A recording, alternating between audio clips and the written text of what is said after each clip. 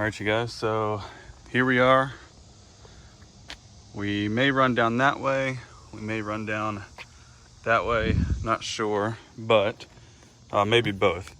We're going for a high-speed run again today, and this is using the 6S system. So I have the GPS on already, so it probably captured our speed of us driving over here. You can see 42 right there. Just hit record, and now it should be, well, here, I'll hit it, stop.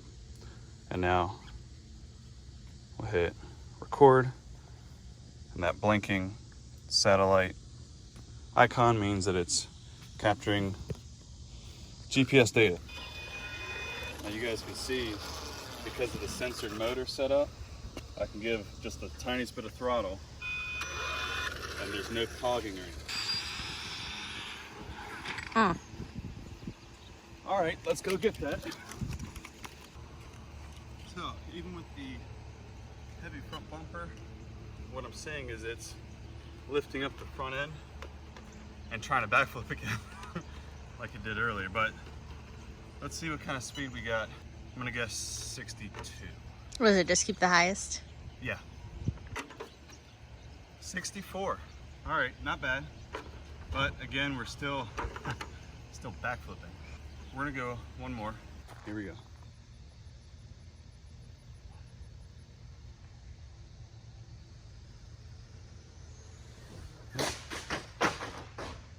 Another backflip, battery came flying out. Yep, so still backflipping. And that's probably just because the aerodynamics of this.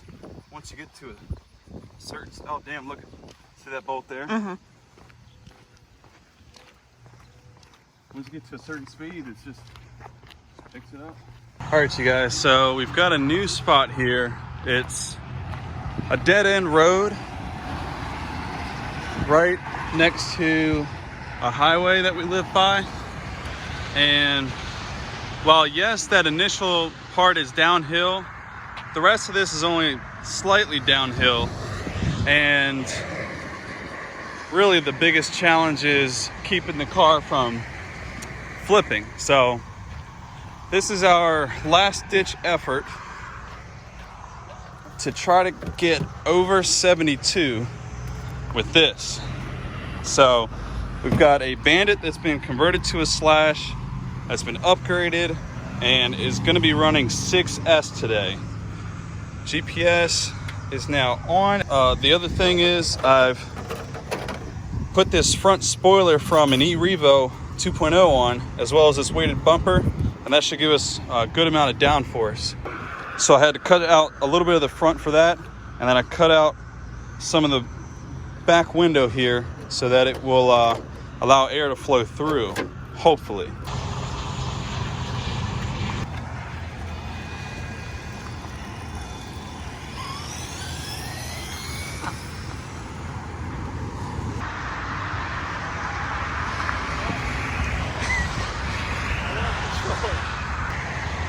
As far as speed, we got 60.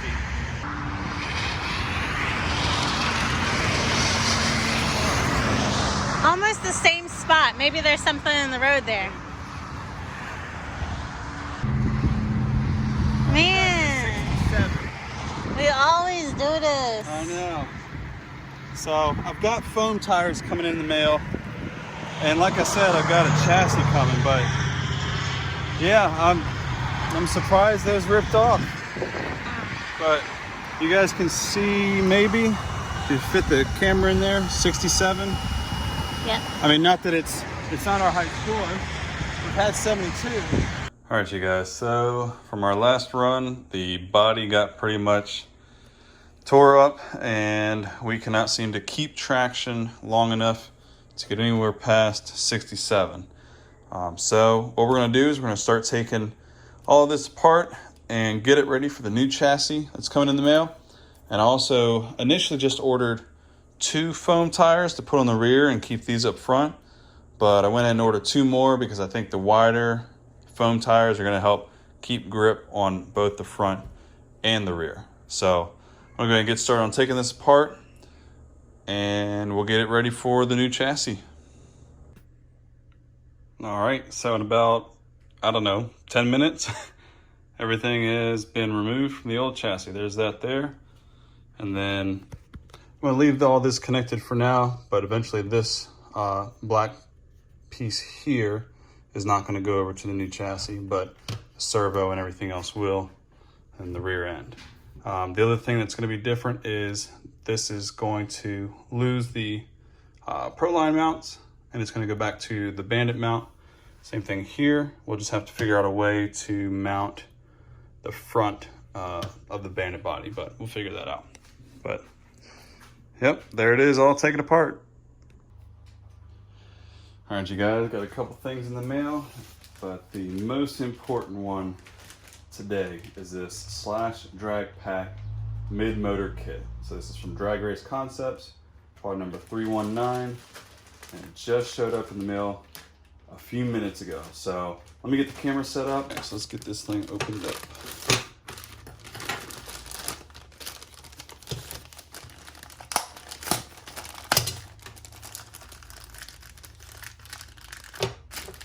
All right, looks like I'll have to cut. Let me get some better scissors.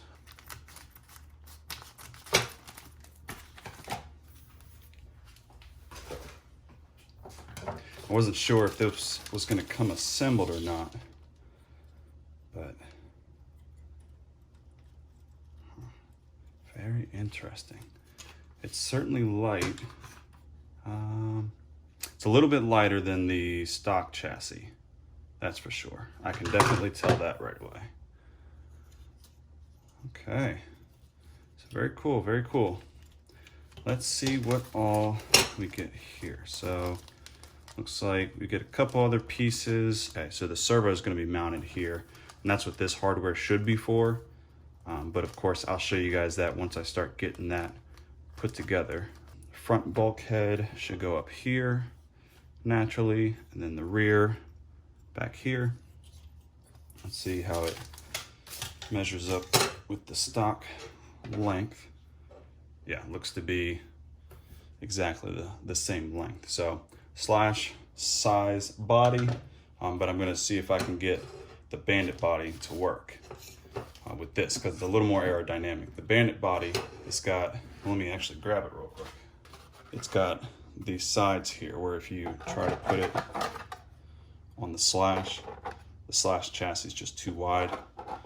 This will end up going right over that, no problem, once I get everything on. So that's pretty cool, happy with that.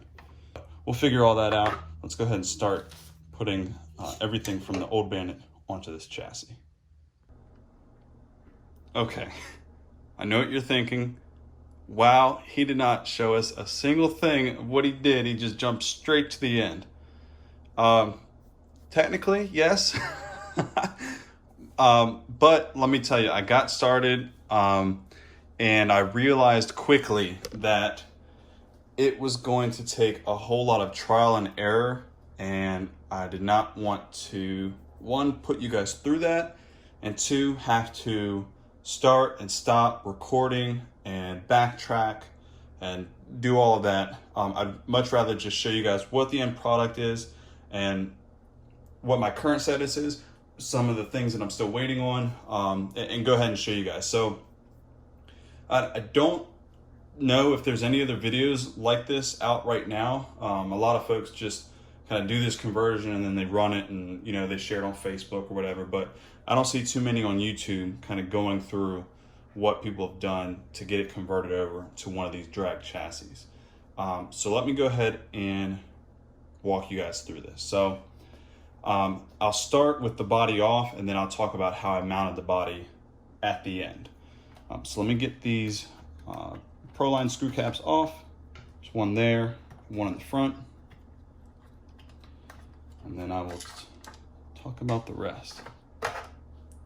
Okay, so the best way for me to do this actually is, let me move the camera forward and get more of a top-down view. All right, we'll start up here at the front. So you guys may have seen from a previous build, whenever I was running the old Bandit chassis, that I put this EREVO spoiler up front, and that really helped out a lot with downforce. This front bulkhead is all right off of the Bandit slash the Slash. So all of this is the same, okay?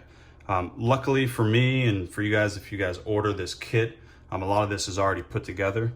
A couple things to think about. One is the servo location, okay? So let me turn this so you guys can see how it's mounted up, because the pictures online was not very clear. You can see the servo is supposed to be pointed with the steering part in the middle, and I had to use a couple of my own screws for that. I did have to use a couple washers to raise the servo up just a little bit because this plastic part was rubbing on the chassis. So keep that in mind if you're gonna do this. And then as far as steering, I don't know what the fix for this is yet, but my steering only goes partially way to the right and partially to the left. That's because these steering links, they're hitting this red linkage here. So going for top speed runs, I don't necessarily need to turn, hard left or hard right, but just something I wanted to go ahead and point out. The best part or best place to mount the receiver would be right here. And then the wiring for the servo, I use these really small wire looms to keep everything organized with some zip ties, but this length was perfect, coming up here, going around this part, and then making that turn and dropping down there.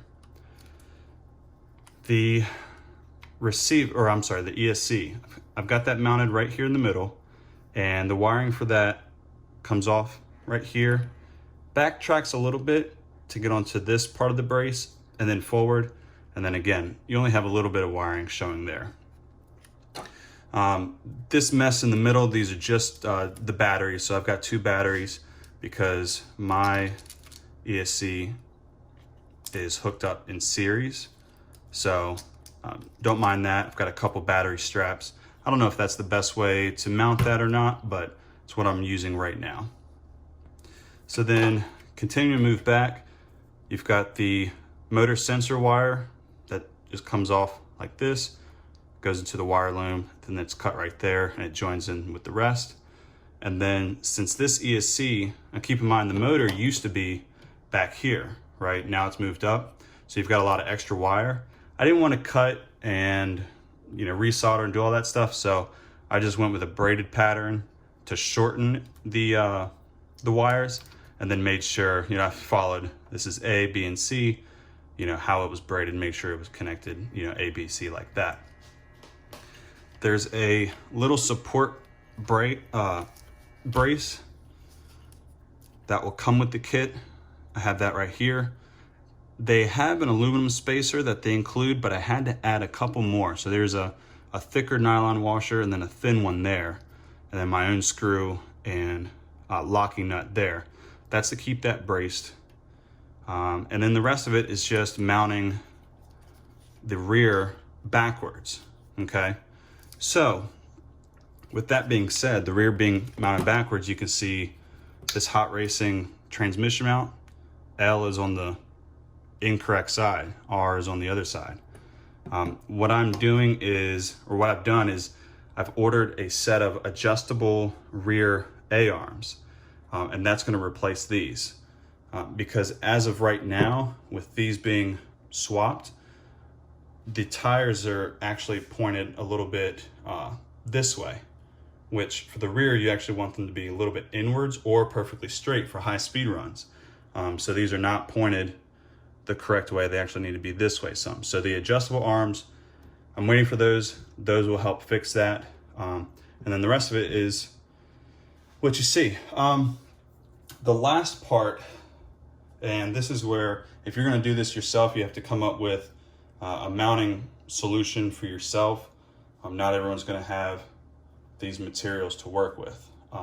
Let me lower the camera back down. All right, so for this support, before I just had this piece coming from here to here, and there was no bar here, right? And so whenever I mounted this up, this was kind of flimsy, and I didn't really like that. So I have this bar here. I drilled a hole in the chassis right here, put a screw through there. You guys can see it right where I'm pointing.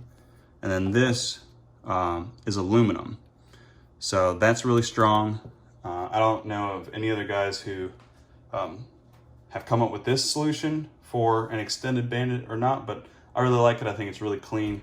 And like I said, really strong. You can actually pick the whole thing up just by that.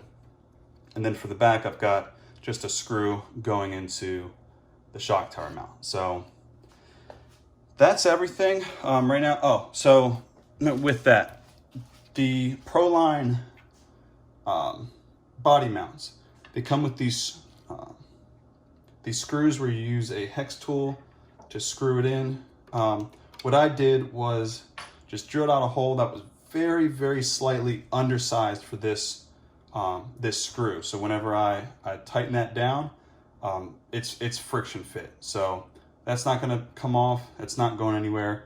And whenever I go to tighten this down, I just tighten it down enough to keep the body on. That's what it's for. So I don't need to, you know, really continue to turn that and then potentially turn that screw. And then for the front, same thing, just kind of drilled it out, a little bit oversized. Let me move this. A little bit oversized, but instead of doing what I did for the back, I actually used a bolt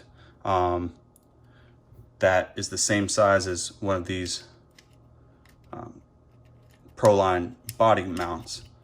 And then used a washer, a locking washer, and a nut to put that down. So that's definitely not going anywhere. So with all of that, let me back this up. Makes for a really strong chassis. You can go back, you know, I had the Slash body for a while, but it wasn't really great for aerodynamics. And then as far as the foam tires I got, you know, I got 4 of them. I don't know if I should run all 4. Some people online said that running the foam tires up front, you're actually not going to have any traction. So, you know, I'll test it out. We'll see, you know, how that works. The other thing is the Castle link that I bought for the ESC to program it with my phone.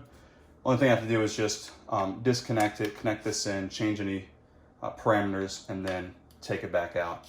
That's the only downside, and that was just to keep the wiring up there clean. Last thing, the body. So on this side, you can see the body comes all the way up like this, but because of where the receiver is mounted up and how far it comes out, I had to cut the body out a little bit more and then back down. So I think that's still, you know, pretty clean. And keep in mind when you're going to this kind of setup, right? Carbon fiber chassis, you know, open electronics, you're losing the waterproof and you're losing a lot of the protection. So you got to be really careful if you go to this setup and you're trying to go for high speed or drag racing or whatever. Just be careful, try not to crash. It should still be pretty strong. If it flips, the body and the wing and the shock mount will protect a lot of it, but you're a little more vulnerable because you've got that opening there with the motor and over here with the gears. But this is where we're at. So I'll go ahead and end the video here. Of course, I'm going to continue to post as I get, you know, the arms in the mail. I'll post an update there. I'll post a running video.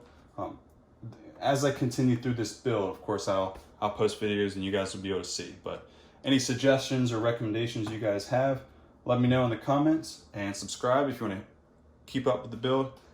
Ask me any questions. I'm willing to test just about anything and answer, you know, do my best to answer your questions as I can. But anyways, you guys take care. I appreciate you. See you in the next one.